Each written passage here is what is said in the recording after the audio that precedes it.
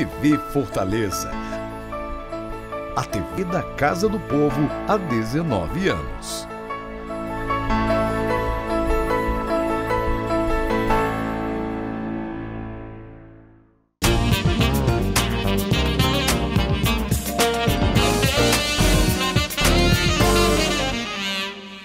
Olá, sejam muito bem-vindos ao programa Direito, que começa agora na TV Fortaleza.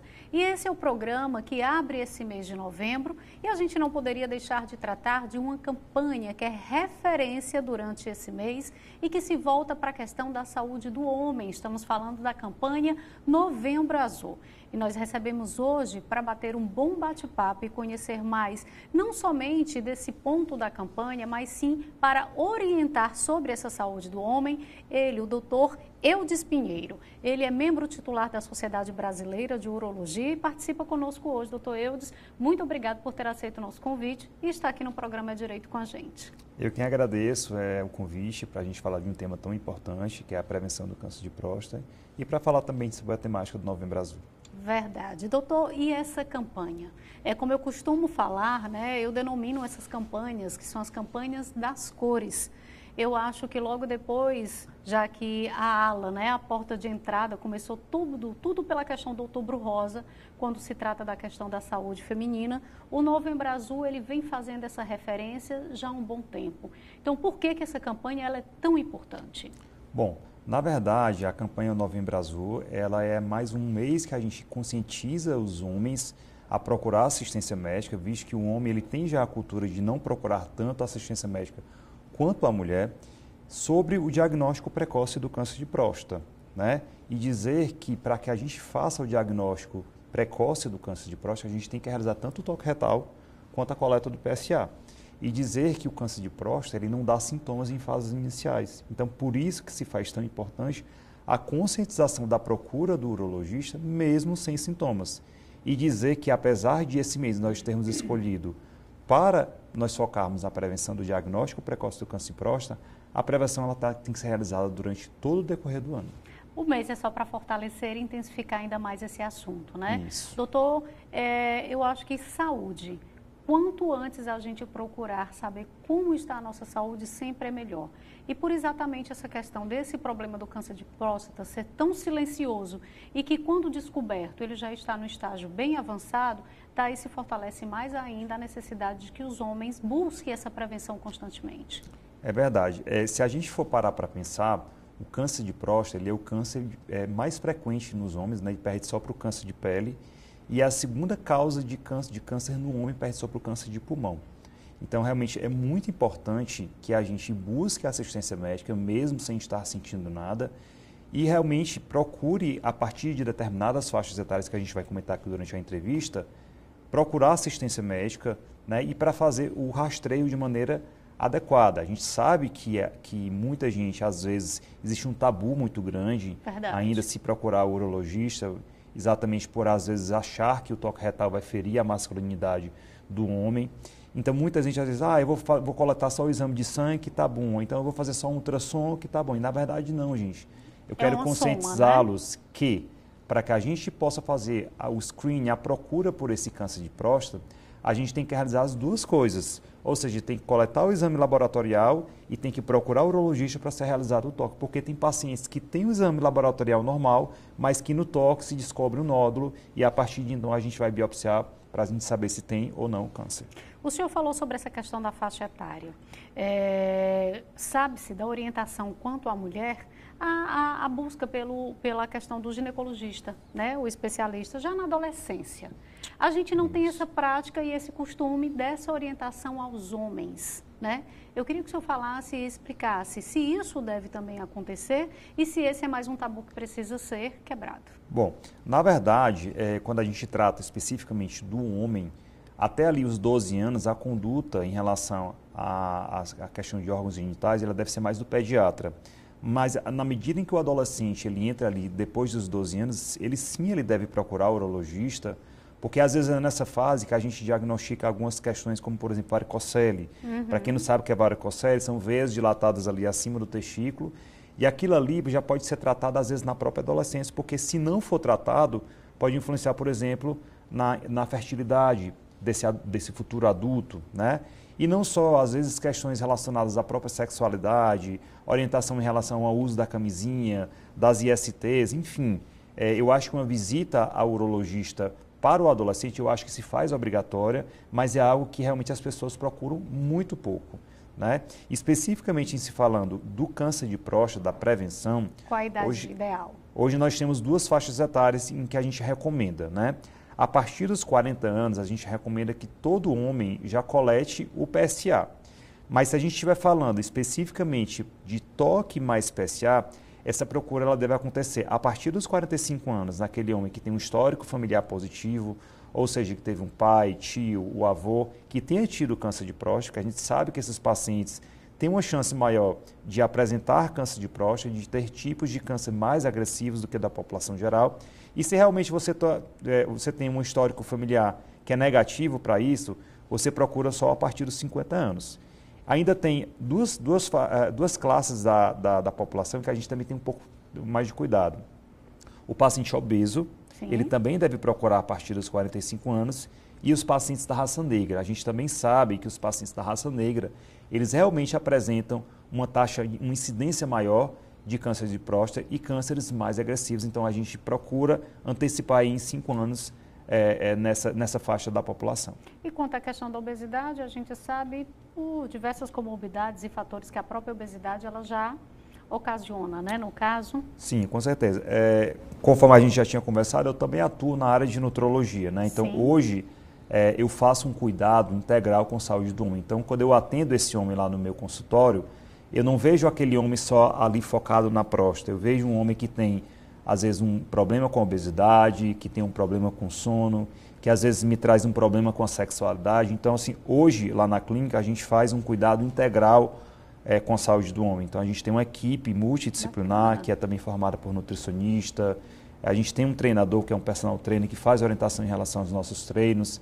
Na parte de sexualidade, a gente tem uma fisioterapeuta pélvica, a gente tem terapeuta sexual. Então, a gente procura realmente atender esse homem de uma maneira integral, né? Porque muitas vezes, quando a gente diz assim, fulano, vai procurar o outro médico aqui fora da clínica, eles acabam não indo, exatamente por essa cultura do homem de ter um cuidado realmente menor do que, como por exemplo, acontece com a mulher. Sim, excelente. Doutor, tratando-se hoje de casos, de dados e números, a gente tem mais de 60 são 66 mil casos registrados no país. Isso é preocupante? Demais. Como eu havia comentado, por conta da pandemia, a gente tem que os nossos casos possivelmente ficaram subdiagnosticados, né? Então, a gente teve aí esse período, realmente, esse ato na nossa evolução, onde os dados eles realmente estão subnotificados. Então, existe uma estimativa do INCA em torno de 66 mil novos casos por ano, né? Lembrando que o câncer de próstata é o câncer mais frequente na população masculina, excetuando-se os casos de câncer de pele, e é a segunda causa por câncer nos homens, perdendo aí só para o câncer de pulmão. Então, realmente é algo que a gente tem que ficar de olho. Doutor, e até para que a gente fale aqui em palavras mais claras e que possa ajudar, através de uma informação bem simples, a conscientizar mais ainda. Para quem não conhece ou para quem não sabe, o que é a próstata e quais são as suas funções? Tá. A próstata, ela é um órgão que está situado à frente da bexiga, tá? Que fica ali acima do reto, e ela serve para formar um líquido que se junta aos espermatozoides e é eliminado durante a ejaculação masculina, tá? Na verdade, ela serve para alcalinizar o líquido lá do meio vaginal para que possa acontecer a fecundação, tá? Então, ela é um órgão basicamente associado a produzir líquidos para alcalinizar as secreções vaginais para que possa acontecer a fecundação, tá? Mas se a gente for pensar em termos funcionais, especificamente, tirando essa parte reprodutiva, sim, a próstata ela pode crescer. Então, você imagina que a próstata ela é uma tangerina. Existe a casca e existe a parte do meio, que seria o miolo. Então, a uretra masculina, ela passa no meio da próstata. E a gente sabe que a partir dos 40 anos, a próstata ela passa a crescer. E quando ela cresce, ela arrocha a passagem da urina. Então, um dos sintomas que o homem pode realmente aparecer é a dificuldade para urinar. É um sintoma que você tem que ficar de olho. Então, poxa, se quando eu vou urinar eu demoro mais para urinar, se meu jato urinário ele sai fraco, se eu estou me levantando muitas vezes à noite para ir no banheiro, se está pingando na hora que eu estou urinando, por exemplo, se eu não consigo mais segurar tanta urina e tenho que ir correndo para o banheiro, ou até realmente perco urina até antes de chegar no banheiro. Então, são alguns sintomas do que a gente chama de hiperplasia prostática benigna, que é quando o miolo da próstata, quando a parte central da próstata cresce e arrocha a passagem da urina. Isso a gente está falando em doença benigna. Sim. Quando a gente fala em câncer, a gente tem que pensar na casca da tangerina, né? Que é a zona periférica. Então, é na casca da tangerina, da próstata, que a gente tem os nódulos. Tá? Então, para que esse nódulo possa, por exemplo, ocasionar esse sintoma que eu te falei agora, Sim. ele tem que crescer muito. Então, por isso que se faz importante a procura sem sintomas, porque é exatamente nessa fase de diagnóstico que a gente tem maiores chances da gente alcançar um tratamento mais efetivo e alcançar a cura definitiva para o câncer de próstata. Que outros sintomas também a gente pode observar, doutor? Tá, especificamente para o câncer de próstata, Sim. como eu te falei, na maioria das vezes a gente não encontra nada. A gente descobre com um achado de exame, no caso a gente utiliza a biópsia. Mas, por exemplo, se a gente pega um caso avançado de câncer de próstata, sim, a gente pode ter sintomas de esvaziamento, como eu te falei, de jato fraco, de dificuldade para urinar. E em casos onde a gente tem metástases, ou seja, quando a gente tem um enraizamento para outros órgãos, a gente está falando principalmente aí nas fraturas ósseas. Então, a gente tem que esse câncer, ele pode ir ali, por exemplo, para o fêmur, ele pode ir para a coluna, e aí dá sintomas relacionados a dores ósseas. Então, a pessoa passa a sentir dores ósseas, ou às vezes até tem fraturas. Então, às vezes, um paciente pode, de uma hora para outra, fraturar um fêmur, ou então fraturar, às vezes, até a coluna. Tem paciente, em casos mais avançados, que chega a perder os movimentos da perna, porque tem fratura na coluna, por exemplo, e é uma urgência. Mas realmente isso aí a gente fala em casos mais avançados. Mais avançados. Como o senhor disse, a prevenção ela é essencial, porque por muitas vezes, quando silenciosa, eu posso pensar que é um outro problema de saúde e na verdade não é. Isso. Né? E quando diagnosticado, doutor, em relação a tratamento, como são feitos esses tratamentos? Bom, eu vou falar primeiro como é que funcionam os diagnósticos, né? Então, Pronto, hoje, como eu falei, a gente coleta o PSA, que é o exame laboratorial, e realiza o toque retal uma vez por ano, a partir de 45 ou 50 anos. Quando a gente tem uma alteração do PSA, ou quando você tem uma alteração no toque, e aí você vai para uma ressonância, que hoje a gente tem utilizado muita ressonância, para às vezes você observar um pouco mais aquela evolução do PSA, existe um limite de um ano para o outro que ele pode aumentar. Então a gente tem utilizado muita ressonância de próstata para a gente localizar áreas mais suspeitas da próstata. Mas o diagnóstico da próstata ele é obtido através de biópsia de próstata. Então é realizado um ultrassom pelo reto, onde a gente tira alguns fragmentos da próstata e manda analisar no laboratório. E só a partir de então a gente vai poder saber se realmente é câncer, né? E a partir disso a gente vai fazer o estadiamento da doença para saber se o tumor está localizado ou se o tumor ele já foi para algumas outras partes. E aí a gente pode se utilizar de cintilografia óssea, de tomografia e mais recentemente do PET scan, tá? Independendo do grau onde se encontre esse tumor, hoje o padrão ouro de tratamento ele realmente é a cirurgia. A cirurgia nós podemos optar pelas técnicas abertas, que são as técnicas tradicionalmente realizadas, as técnicas realmente mais antigas, e nós temos as técnicas laparoscópicas, que são os furinhos, não sei se você já escutou falar. Então, hoje a laparoscopia ela realmente ganhou muito espaço no mercado, e mais recentemente, de uns 5 anos para cá, a gente tem a laparoscopia assistida por robô, que a gente já tem em Fortaleza. O Hospital Multiclínico tem uma plataforma de robô, e estão chegando outras plataformas em outros hospitais. Então, realmente é uma técnica, se você for pensar em termos de Estados Unidos, hoje a grande maioria das prostatectomias radicais, que é a cirurgia para retirada do câncer de próstata, elas são realizadas com auxílio de robô. No Brasil, por conta de uma outra condição financeira, o robô ele só é acessível no setor privado. Os planos de saúde eles estão regulamentando esse tipo de procedimento, mas hoje ainda é uma pequena parcela da população que realmente tem acesso a esse tipo de tecnologia. Mas a tendência é que realmente a prostatectomia robótica ela realmente se expanda no país e daqui talvez uns 5 anos seja a principal opção para o tratamento do câncer de próstata. Outras opções que nós temos a radioterapia exclusiva, né? E temos também a hormonioterapia. Geralmente a radioterapia e a hormonioterapia, elas são utilizadas para tipos de cânceres que estão mais, que não estão mais localizados, que às vezes já ultrapassaram, por exemplo, a cápsula prostática, que estão ali no estágio mais avançado. É basicamente isso. Ok, doutor, vou pedir ao senhor com licença, e com licença também você que está acompanhando o nosso programa de hoje, né, tratando aqui da campanha do Novembro Azul. A gente vai para um rápido intervalo, mas já já a gente continua aqui o nosso bate-papo. A gente volta já.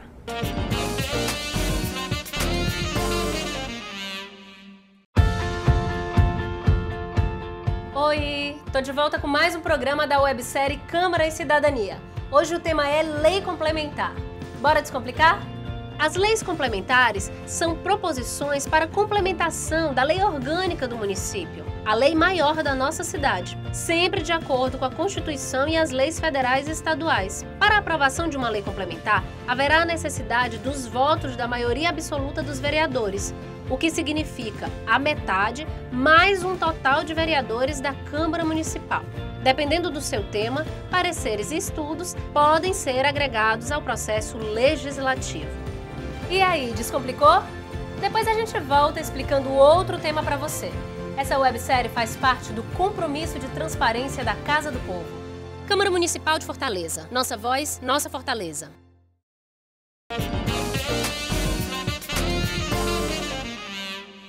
Estamos de volta e o É Direito de hoje, levantando mais uma vez aqui em nosso espaço a bandeira da campanha do Novembro Azul. Essa campanha que vem trazer a conscientização e a informação quanto à saúde masculina voltada para a prevenção e o diagnóstico precoce dos cânceres de próstata. A gente recebe o doutor Eudes Pinheiro, ele que é urologista e está aqui, né, membro da sociedade, trazendo todas essas informações para que a gente possa ainda mais multiplicar a informação e levar para você o quanto é importante se quebrar esse tabu entre os homens. Doutor, a gente finalizou o primeiro bloco exatamente depois que a gente pontuou essa questão do diagnóstico, falando da cirurgia.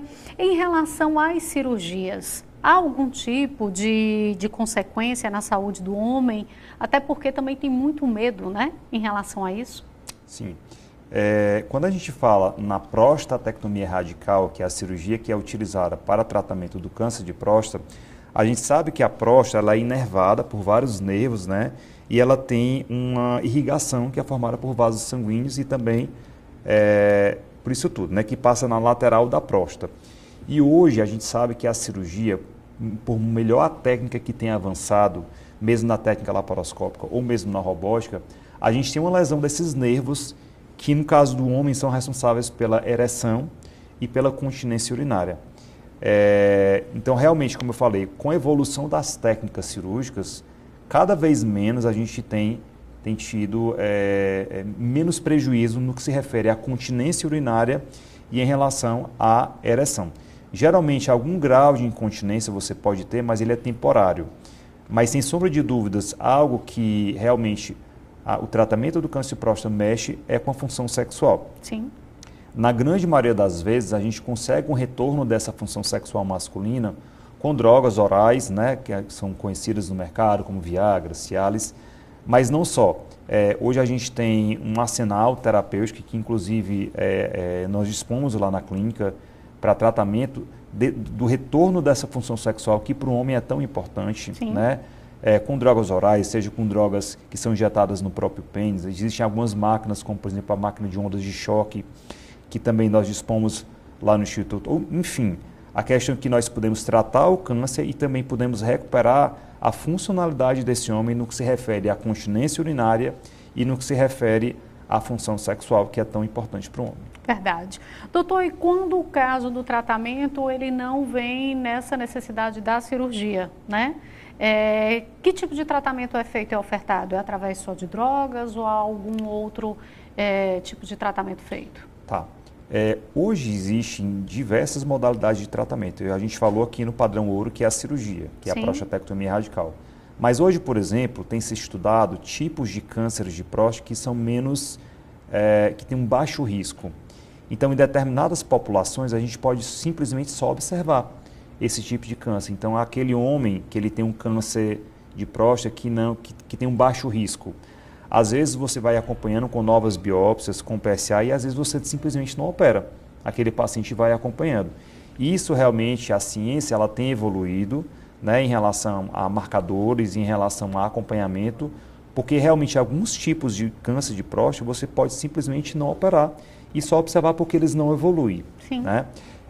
Existem alguns outros tipos de câncer de próstata, principalmente quando você pega a nossa população octogenária ali depois dos 80 anos, que realmente a gente sabe que tem uma sobrevida menor ali em torno de 10 anos, em que a gente opta simplesmente por não operar. A gente chama Active Surveillance, né, que é exatamente um acompanhamento somente, né? Porque a gente sabe que esse paciente, ele às vezes vai morrer de outra coisa, mas não necessariamente do câncer de próstata, né? E hoje também a gente fala na radioterapia, a gente tem a evolução dos aparelhos de radioterapia, porque Sim. a gente sabe que antigamente a radioterapia ela ocasionava muita sintomatologia, então cistite actínica, enfim, uma série de efeitos colaterais, mas com a evolução das máquinas a gente realmente se faz também como uma opção de tratamento, tá? E em casos mais avançados a gente também tem utilizado a quimioterapia, além da hormonioterapia. Doutor, eu acho importante falar que, assim, só a palavra câncer, antigamente era uma palavra que nem dita era, né? Sim, sim. A gente foi, infelizmente, tendo que se familiarizar, porque os casos aumentaram, passar dos anos.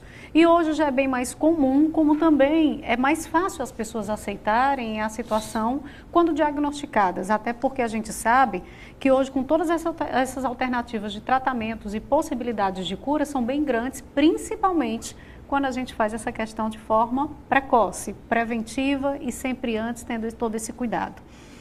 Para a população masculina ainda é um tabu e a gente sempre trabalha, inclusive a campanha ela tem essa proposta também.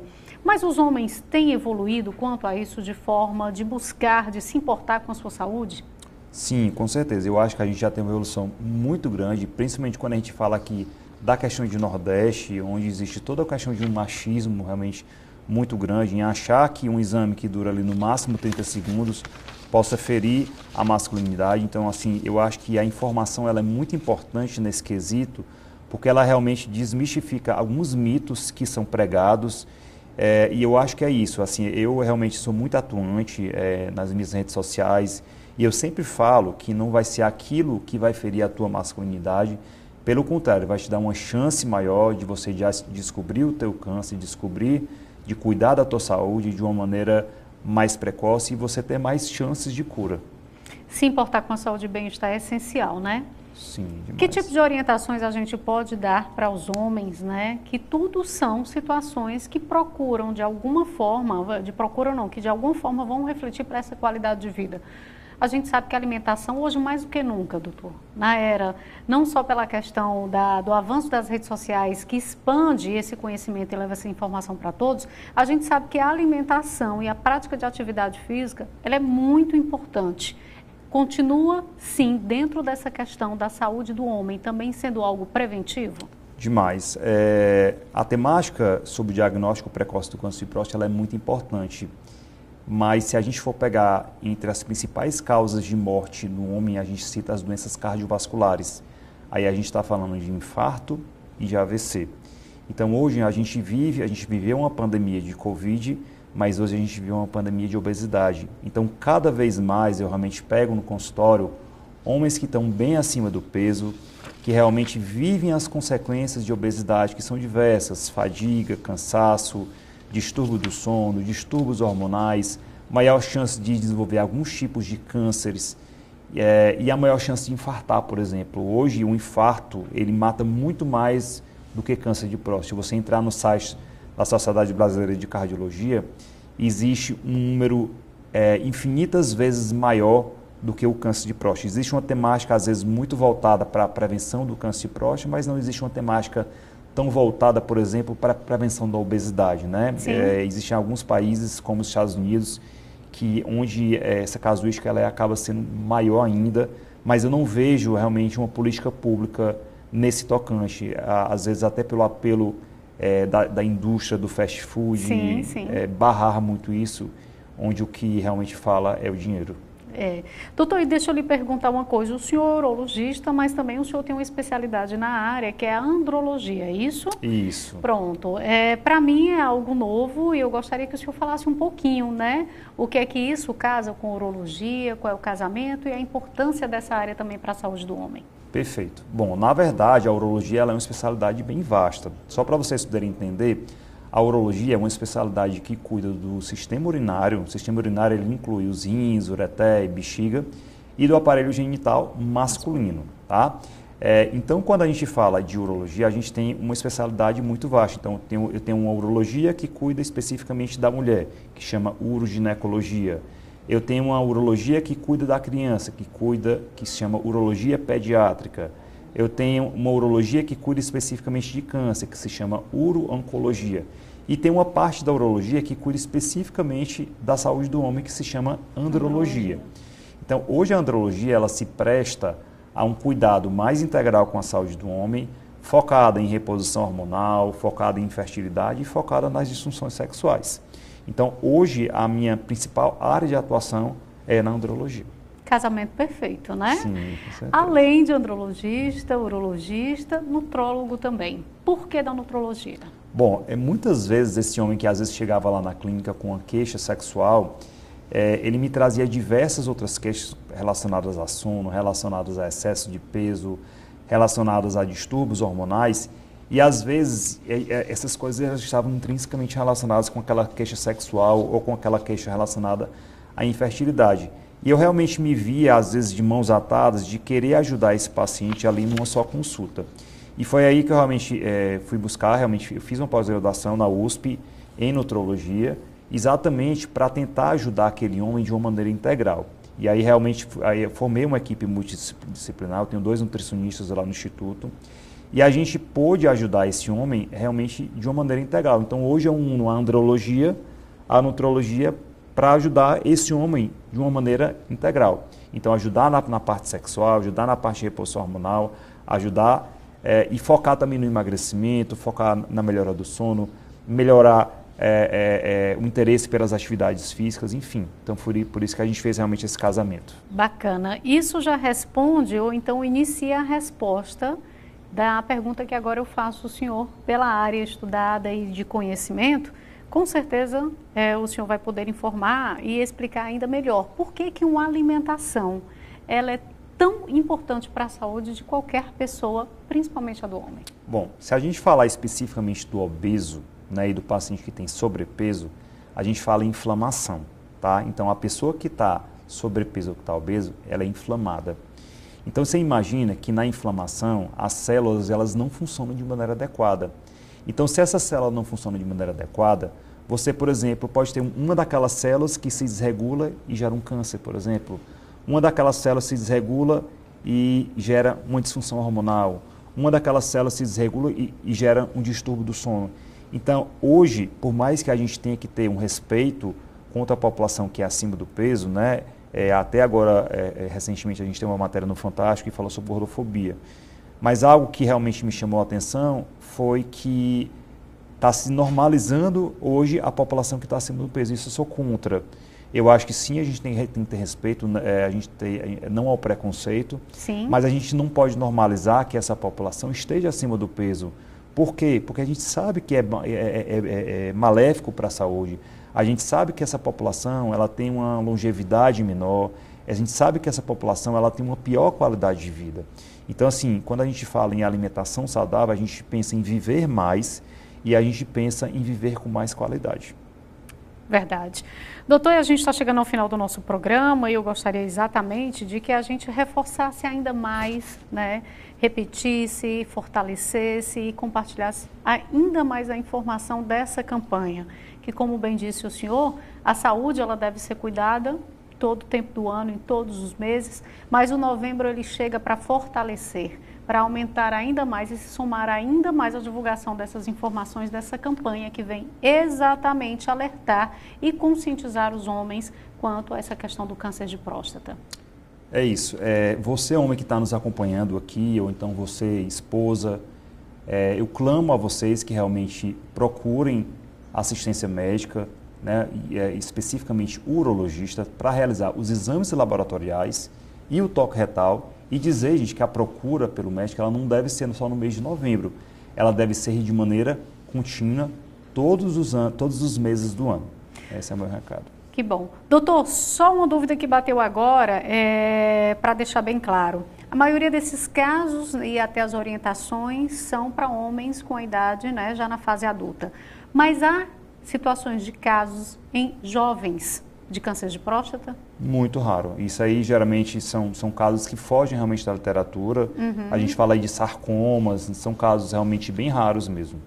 Mas, de toda forma, aquele que cuida da saúde, de alguma forma preventiva, fará e logo, logo se tratará, não é isso? Com certeza. Então é isso, doutor, tá aí que de toda forma, se aquele jovem homem cedo começa a cuidar da saúde, quando algum caso desse aparecer, cedo será cuidado, tratado e evitado qualquer problema, não é isso? Com certeza. Obrigada, doutor Eudes, foi um prazer conhecer, né? Parabéns pelo conhecimento, por todas as informações, né? A gente agradece aqui de compartilhar, porque a proposta da gente é falar da campanha, mas orientar por que essa campanha é tão importante para você, homem, né? Então fica o nosso alerta. Eu espero que em outros momentos a gente possa conversar muito mais sobre isso aqui no É Direito. Com certeza, eu quem agradeço o convite. Obrigada, doutor Eudes, mais uma vez, e obrigada a você também que acompanhou a gente hoje. E é isso, a gente começa o mês de novembro, abrindo essa semana, né? Iniciando e tratando e levantando a bandeira da campanha do Novembro Azul. Então, você que é homem, fica ligadinho, cuida da tua saúde, que é o melhor. É aquela história que a gente sempre fala, tem cuidado, tem direito, porque se é direito, você deve cobrar. Obrigada pela sua companhia, tchau, tchau, e até o nosso próximo encontro.